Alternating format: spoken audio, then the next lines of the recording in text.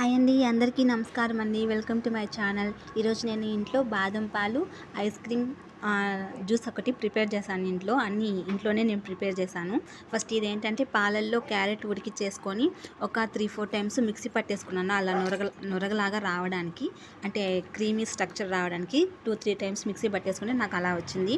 ఇప్పుడు ముందుగా వేయించుకున్న ఆ జీడిపప్పులు అనేది అందులో యాడ్ చేసుకున్నాను. ఆ ఫ్లేవర్ బాగుంటుంది కదా, అందుకని చెప్పేసి ఇలా మిక్సీ పట్టేసుకొని ఇప్పుడు ఆ పాలు క్యారెట్ జ్యూస్లా నేను ప్రిపేర్ చేశాను కదా, అందులోనే యాడ్ చేసేసుకున్నాను. చూడండి, స్ట్రక్చర్ అయితే చాలా సూపర్గా వచ్చింది. టేస్ట్ కూడా అంతకన్నా చాలా టేస్టీ అండ్ సూపర్ అంటే సూపర్గా ఉంది. ఇప్పుడు చూడండి, ఎంత షాప్లో మనం తీసుకున్నప్పుడు బాదం పాలు ఎలా ఉంటుందో అలా చాలా బాగుంది. అక్కడైతే అంత హెల్తీగా అనిపించదు. మనం ఇంట్లో తెలిసిన వాటితో ప్రిపేర్ చేసుకుంటే చాలా బాగుంటుంది కదా.